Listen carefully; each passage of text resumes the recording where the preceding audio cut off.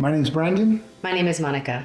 All right. Well, Grace, I remember when we first met you, and one of the things I liked about just your personality, it was very straightforward and very honest. We met at an event, and I remember during that time when I first met you, we were kind of having the lack of community. I didn't really realize that's what it was until I remember I was almost on the verge of, on the inside, just kind of like ready to scream. And then I remember seeing you in the cafe. Mm-hmm. I just thought, well, here we go. And I knew I needed to get somebody else's opinion and talk, and I was just asking the Lord for help. And that's when I let you know that I was just having a hard time. And a lot of what you shined the light on at that time was about what real community looks like. I didn't know, it wasn't until we started that conversation, which I took back to Brandon, and I was, trying to recount everything, but it was hard, and just letting him know that we, really needed to make some changes and really take a look at what we thought was community, but then that wasn't the reality of what we were living in at the time. Mm-hmm. So. What did Brandon say when you took your camera? Well, that's the rest of the story. She comes home talking about feelings and things that it's like, whoa. Who is this woman you were speaking with? I don't know if you should be hanging out with her that much more. But as we started speaking about it and really just allowing the Lord to help us, we realized how important that conversation that you had with her was for both of us. And how it got us kind of on track, putting things in perspective, but then also allowing us to really get to a place where we could seek the Lord about the things that we were dealing with without it feeling weird or wrong or like we shouldn't be questioning some things.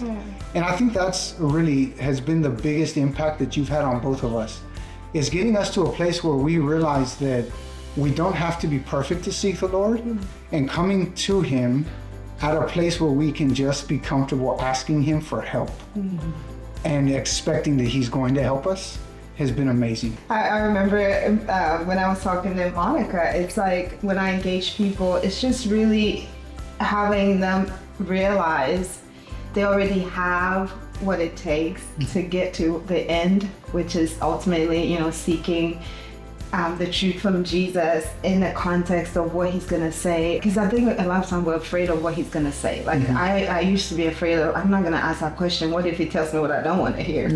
But you were so receptive to hear. I wasn't giving advice, I was just listening. And then posing questions like, have you considered this? What about this? And in the Truthseeker, it's a chapter that I talk about community being an illusion, right? And that's what the conversation was around. Because we can all find ourselves thinking we are in a community, but that cannot be a safe community, or we think we are, but it's not really the place I was meant to be in. And being able to be authentic, right? And that's something that we also talk about. You can have an illusion of community because you're bringing your whole fake self, right? And smiling and saying all is well. And I was there, I was like, because there's a lack of trust. It didn't feel safe, so I'm not gonna bring my authentic self in this place. And for us, we believe we belong to a community that we should feel safe. But we also have to remember everybody comes from different backgrounds and all kinds, they walk through life that we don't know about. So in order to bring our authentic self, we just have to find these places where we can engage Jesus and let Him show us the people that, He's called us to, and that we can be our authentic self. But it starts with being authentic with Him. Authenticity is not easy sometimes. Because there's fear that you're going to get hurt, or you might not jive with someone, or it might not work. But the risk is, just like you said, being that way with the Lord. It's hard though if I can't be authentic, like with Monica, for instance, or authentic with my boys. It starts creating something in me that just is going to keep everyone out. And it's not going to just keep people out. It's eventually going to keep the Lord out. Yeah. In chapter 6, I talk about brokenness, but I was in at church, and all these people were, it's like worshiping and everything. And I was in the middle of that. But in that, I had to process a place of brokenness in my heart with the Lord in the moment in worship. And I just saw this picture that He showed me of what my brokenness looked like before Him. And I realized all of us are going through the same brokenness in different places, right? Whatever happened caused each of us to have things rise up inside of us that naturally I would run like, oh my gosh, I gotta find somewhere else to go. But because this place was such a community that had been cultivated in a safe place, I felt safe there. And I was able to sit with all my tears and didn't want to talk, but I was able to hear his voice saying, this is what I've called you. This is where you're supposed to be. This is home for you. The biggest thing is realizing that truth does not change. It can't change. If truth can change, then it's not truth. You know, the boys and I, we were at Walmart looking at a compass. And that thing, I do not buy that compass. I'm standing still and it's going in circles.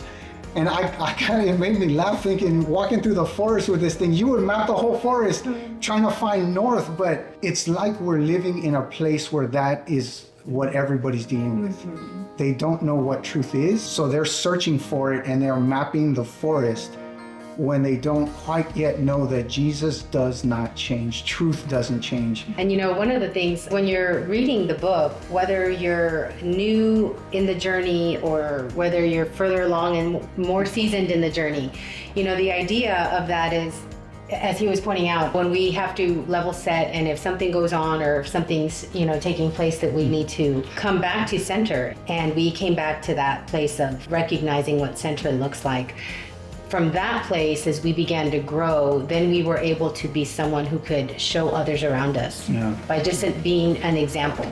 And so wherever you are in your walk, it's a good reminder. It's a good way to check up on your own self and in your own relationship with the Lord. I really liked your story about in your church and how a lot of people were going through it. And so in all of that going on, you think about in our own world, if we get that level set and we're walking right, now we can be that witness and that example to the others around us. And others can see this and then we become part of this.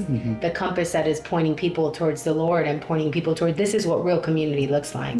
It's for me, but then it's also coming out so then others around us can see that so then we can help others find that way to Him.